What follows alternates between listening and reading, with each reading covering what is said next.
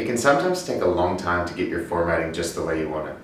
It can be a lot easier to then copy and paste that formatting to somewhere else than to have to do it all over again. Here we've got unformatted values in text, and we can actually just copy and paste the formatting that we've used above by using Control C and then selecting it and using Control Alt V.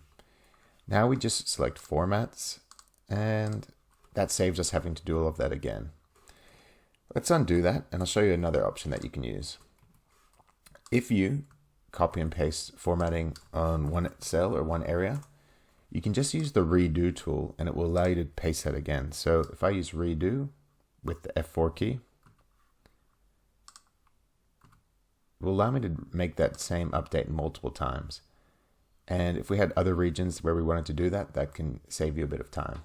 Another way to copy formatting, if you just want to copy it to adjacent cells, is to select the formatting that you want to copy and right-click on this little square here. Drag it across to how many cells that you want, and then choose Fill Formatting Only, and that will drag the formatting across for you.